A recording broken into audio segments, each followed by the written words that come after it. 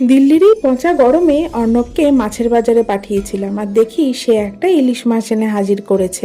এনেছে যখন আর উপায় কি, বানাতে তো হবেই। আর অর্ণব এমন একজন মানুষ যে ইলিশ মাছের তেল দিয়ে বা ইলিশ মাছ ভাপা দিয়ে এক থালা ভাত খেয়ে নিলেও ইলিশ মাছের ঝোল কিছুতেই খাবে না। আর আমার আবার ইদানিং কি হয়েছে কে জানে, একদম সর্ষে পোস্ত বাটা দিয়ে কোনো ভাপা বা কোনো জিনিস আমি খেতে পারছি না, খেলেই মুখের ভেতরটা জ্বলছে। তাই সর্ষে পোস্ত বাটা খাওয়া আমি একদমই ছেড়ে দিয়েছি।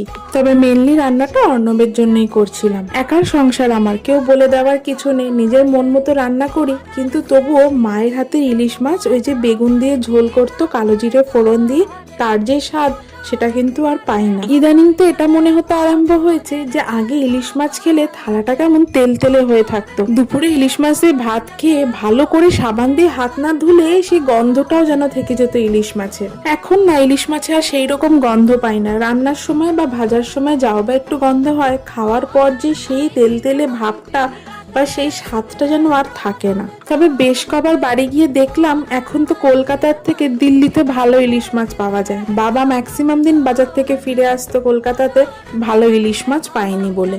বর্ষার সিজন যখন চলে তখনই ভালো ইলিশ মাছ কলকাতায় পাওয়া যায় না। তবে দিল্লিতে একটা ব্যাপার আছে, এনি টাইম তুমি গেলে কিন্তু মানে বাঙালি বাজারটাতে গেলে ভালো ইলিশ মাছ কিন্তু পেয়ে যাবে। অর্ণবের জন্য সর্ষে পোস্ত পাটাতেই ভাপা করে দিলাম, আর নিজের জন্য ইলিশ মাছের তেলটা ভেজে নিয়েছিলাম একটা কাঁচা লঙ্কা আর একটু নুন দিয়ে।